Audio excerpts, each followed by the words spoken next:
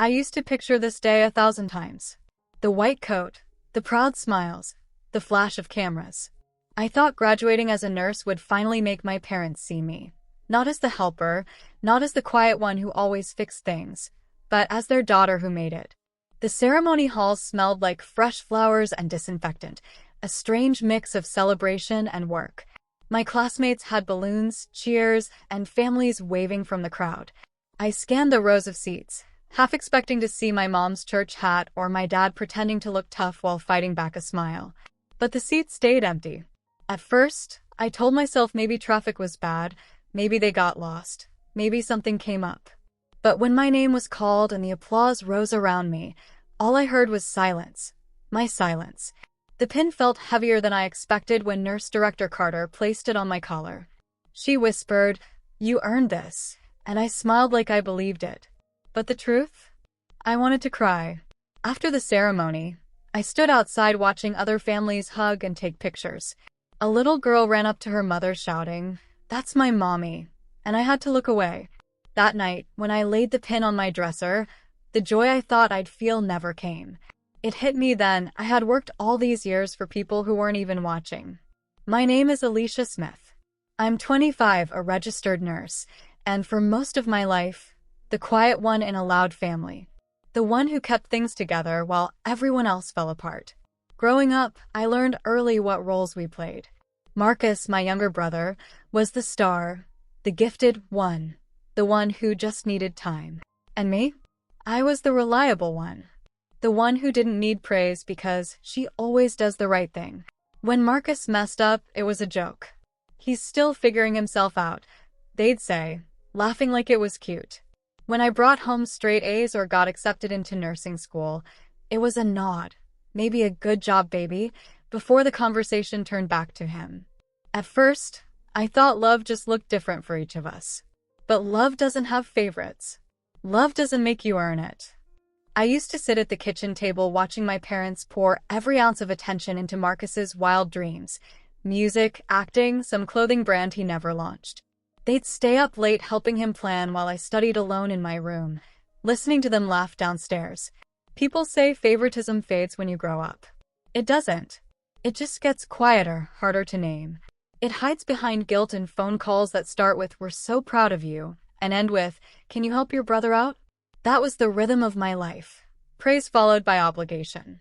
I remember standing in the middle of that crowded auditorium, holding my diploma like it was proof I existed. Around me, laughter echoed. Parents crying, friends taking selfies, families shouting names across the room. I kept waiting for someone to call mine. It didn't happen. The woman beside me had her whole family there, waving handmade signs that said, "Nurse Jasmine," in glitter. Another girl's father carried a bouquet, so big it blocked his face. I smiled for their joy. At least I tried to, but every second felt like watching life through glass. When the ceremony ended, I walked outside with the others. My phone stayed quiet, the screen blank and cold in my hand. I told myself I didn't need anyone to show up for me. But the truth was simpler. I just wanted to be seen. Nurse Director Carter found me standing by the parking lot, pretending to look for someone in the crowd. She touched my arm and said softly, "You should be proud, Alicia. You did this." I nodded, trying to hold my voice steady. "Yeah," I said. I did. But inside, everything was silent. That kind of silence that hums in your chest, the kind that feels like rejection dressed up as maturity. As the sun started to set, I realized I didn't have anyone to celebrate with. No dinner waiting, no hugs, no "we're so proud of you." Just me, and the sound of everyone else being loved. I got the call the next morning. For a split second, relief washed over me. Finally, they remembered. Maybe there'd be an apology, maybe even a "we're proud of you." But that hope didn't last long. My mom's voice came through cheerful and casual, like nothing had happened. "Hey, baby, your brother had a little mix-up with his bank account," she said. "Can you transfer a few hundred just to hold him over?" I stared at the phone, trying to understand. "Mom, did you forget what yesterday was?" A pause. Then a sigh. "Alicia, you know we love you, but Marcus really needs this right now. You're good with money. You always figure things out." There it was, the script we'd rehearsed my whole life. Their emergencies were always louder than my milestones. I hung up before she could say more. For a while, I just sat on the edge of my bed, still in my scrubs, feeling that hollow ache between my ribs. Yesterday was supposed to be the start of something new, and somehow it still felt like the same old story. Even on my day, I was still their backup plan. A few minutes later, Marcus texted, "You coming through or not?" No congratulations. No mention of my ceremony. Just expectation. I didn't respond. I couldn't. That night, I cried for the first time in a long time. Not because they forgot me, but because I finally understood they never would have remembered. Not really. It's strange how memories start to rearrange themselves once you finally stop excusing people. After that call, everything from my childhood came rushing back. Moments I used to label as normal that suddenly felt like clues. I remembered being 10, sitting on the bleachers at Marcus's basketball game, holding a camera so Mom could get a good seat. She cheered the loudest when he scored, shouting his name like it was a prayer. When I won the spelling bee that same week, she said, "That's nice, baby," without looking up from the TV. Or at the Christmas when Marcus wanted a new keyboard. My parents maxed out a credit card to buy it. I got a set of towels for my dorm room. "You're practical," Dad said, like it was a compliment. Back then, I told myself they loved me in their own way, that being dependable was my gift. But now I see it for what it was, convenience disguised as care. They didn't lean on me because they believed in me. They leaned because they knew I wouldn't break. And maybe that was my mistake, mistaking survival for strength, obedience for love. The hardest part wasn't realizing the imbalance. It was understanding it was never accidental. It wasn't forgetfulness. It was choice. And I was always the choice left behind. A few weeks after that call, I logged into my bank account before heading to my night shift, something I rarely did unless bills were due. At first, I thought I'd mistyped my password. The balance didn't look right. Almost $4,800 was missing. My stomach dropped. I scrolled through the transactions until I saw it, a transfer request to my parents' joint account. Dated 3 days after graduation. They'd used my old password, the one I'd given Mom years ago, to help me manage rent when I was still in school. I called her immediately. She answered on the second ring, her tone light, as if she'd been expecting me. "Oh, sweetheart, don't be upset. Marcus just needed a little boost. We'll pay you back." I could barely breathe. "You took my money without asking." "Alicia," she said, that patient tone she used when I was a child, "we've done so much for you. Don't make this a thing." That was the moment it clicked. They didn't think they needed permission. To them, everything I earned was still part of the family pool, a pool only I ever seemed to refill. When I hung up, my hands were shaking, not from anger exactly, but from something heavier, realization. They hadn't just crossed a line. They'd erased it. And standing there in my scrubs, surrounded by the steady hum of hospital lights, I made a silent promise. That was the last time they'd take anything from me. That night, I sat at my kitchen table with my laptop open and my heart pounding. I changed every password, bank, phone, email, even my streaming accounts. It felt ridiculous at first, like I was preparing for war against my own family. But that's exactly what it was, a quiet rebellion. Then I blocked their numbers, one by one. No long messages, no explanations, just silence. The first few days were hard. My phone buzzed with calls I didn't answer and texts that went unread. The guilt was loud at first, that old, familiar voice whispering, "You're ungrateful.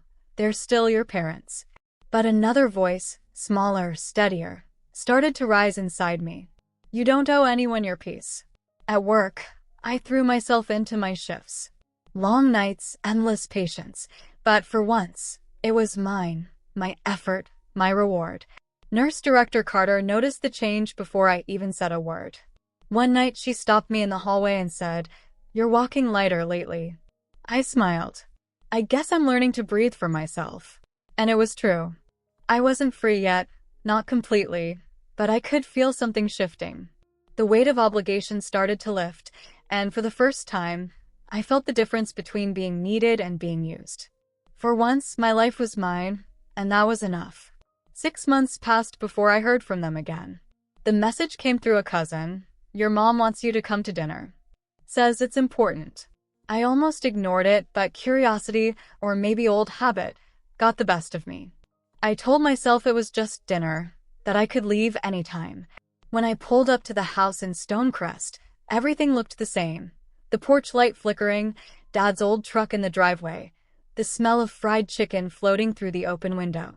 For a moment, I almost felt like that dependable daughter again. Then I stepped inside. They were all there, smiling too wide, plates already set. Marcus was talking fast, animated, the way he did when he wanted something. My parents chimed in with practiced warmth. We've missed you, baby, Mom said, sliding a bowl toward me. It's good to have the family together again. I didn't touch the food. What's this really about? Dad cleared his throat. Marcus has been working on a music project. Real potential this time. We just need a small investment to get it going. There it was. I stayed quiet, letting the words hang. Mom leaned forward, her tone soft, almost rehearsed. 50,000, Alicia. You could change his life. I looked at Marcus. He couldn't even meet my eyes. After everything, I said quietly, you really thought I'd come here and write another check? Mom's smile faltered. We're family. Families help each other. No, I said calm and steady. Families see each other. Families don't use each other like insurance policies. The room went still. Dad's jaw tightened. Marcus muttered something about always making things difficult, but I barely heard them. I stood up, pushed my chair back, and said, I'm not the family bank. I'm the daughter you chose not to see. No yelling. No tears. Just truth. Then I walked out, leaving the plates untouched, the house unchanged, and the weight of their expectations behind me. For the first time, I didn't feel guilty for leaving. I felt free. Weeks passed before I heard what happened next. Word got around that Marcus's big project had fallen apart again. He'd convinced a few relatives to chip in, but the money vanished before anything was produced. The studio lease, the equipment, the so-called manager, all gone. Then Mom called. I almost didn't pick up, but something in me wanted closure. Her voice was shaky, raw in a way I hadn't heard before. Alicia, she started, your brother's been struggling. We did everything we could, and now we're barely holding on. How could you just watch us fall apart like this? For a moment, I almost slipped back into old habits, the urge to fix things, to apologize, to make it better. But I didn't. I just listened. She cried, but not for me. She cried because control had finally slipped away. When she asked, what happened to you? I answered quietly. I stopped trying to prove my love through sacrifice. There was silence on the other end, the kind that carries truth too heavy to argue with. After that, I stopped answering her calls. I didn't block her this time. I just let the distance do its work. It wasn't revenge. It was peace. Some lessons don't come with closure. They come with calm. And as the noise from that family finally faded, I realized I hadn't lost them. I'd finally stopped losing myself. These days, my life is quiet. The good kind of quiet. I work my shifts, come home to my small apartment, light a candle, and let the stillness settle around me. Sometimes I think about my family, but not with anger anymore. Just acceptance. They taught me what love shouldn't cost. Nurse Director Carter still checks in on me. Last week she said, "You've grown into yourself, Alicia." I smiled because I finally knew what that meant. Family isn't who shares your name, it's who respects your boundaries. And when people ask if I miss them, I tell the truth. I wish them peace. But I've found mine. Because real love doesn't drain you. It lets you breathe. Did you enjoy the story? If so, hit like, comment your thoughts, and subscribe. Thanks for watching Revenge with Keisha. See you next time.